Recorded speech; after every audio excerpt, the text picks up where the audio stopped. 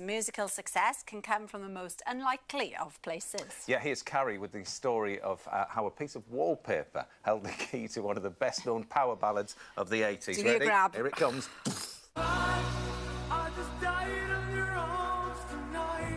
It's the killer track that took Cutting Crew to the top of the charts in more than a dozen countries around the world. But it's a song that almost never happened, written by a singer who'd lost his band and had to move back home to live with his mum and dad here in the village of Nutley, East Sussex. It would have been 1985. I was 26 and I'd just come back from Canada. I'd been a minor pop star. We had a hit record and it had fallen over, that was it, it was done. And I came back and mum and dad were like, oh, not you again. Did your parents get rock and roll? They totally got it. Yeah, they backed me. Haven't known anything different.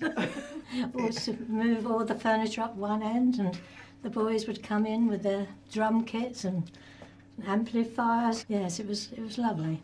You were always supportive, weren't you? Very supportive. Very proud. But now Nick had to start again from scratch. What happened was, the millions that I'd made in Canada, I bought a keyboard and I used to set up just there. Above that keyboard, I would stick these wallpaper. Wallpaper. There's all my little ideas that I had for lyrics or titles or whatever. And so I would sit at the keyboard and just glance up and sing a line as I saw it. Must have been some kind of kiss. How are you getting the inspiration even for these phrases? That might have been a year earlier. They're just kind of fragments because it's oblique. You're not quite sure what's going on there. Is it about love? Is it about death? So I think that was the magic of using this. The track finally came together after Nick was reunited with an old flame. I Just Died in Your Arms. It's about a night, and I remember saying those words and thinking, well, that's a pretty damn good title. I'm just imagining you thinking, OK, that was really rather lovely. I now just need to go and write something down. I know, it's a clumsy story. It's a true story. And that was the moment where it suddenly made sense when I sat down with the chords again. The title was right there. It was right there, yeah. Nick then made a simple demo tape of the track. I'd moved out of Mum's house by now, so I stayed with a friend called Pete Birch, who'd been in my school band, if you like. So we'd known each other ages. And I recorded it in his lounge. I would get home from work when he was living there and he'd ask me to put a bit of guitar or a vocal on a track.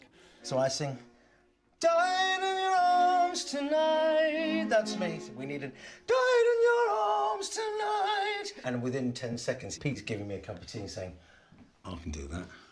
And that's what I did, and that's how I sung the original harmonies on Died in Your Arms. I just died in your arms tonight. It had a ring to it, it had a vibe which worked. Convinced he had written something special, Nick set about recruiting a band. And within months, Cutting Crew was snapped up by Virgin Records, who threw resources at them.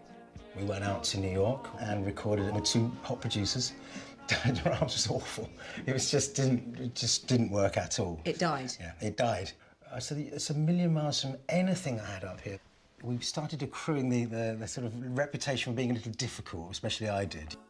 They then re-recorded the song in the UK, but Nick decided the backing vocals still didn't sound right. Well, why don't we call Pete? I mean, Pete sang on the demo. He just turned up and went, "Hello. Died in your arms tonight." Thank you very much. And that was that. And wonderful. I mean, it was just so perfect. Today, just for the one show, a special acoustic version of the track, with Pete once more on backing vocals, alongside Nick's daughter, Lauren. I keep looking for something I can't get. Broken hearts lie all around me and I don't see. It's as old as I am. I was there in Mum's belly listening whilst he was doing the first proper record of it. It's been a song that I've probably heard more than any other in my life. It's been quite defining for me. I just died in your arms tonight. I've written 100 songs published now.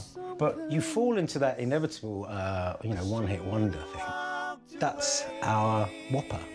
We play festivals where we'll be on like 4th on the bill, but play the biggest song on the show, you know. It's a very odd feeling. I'm very proud of that. Love that song in here. Oh, we do like it, we do.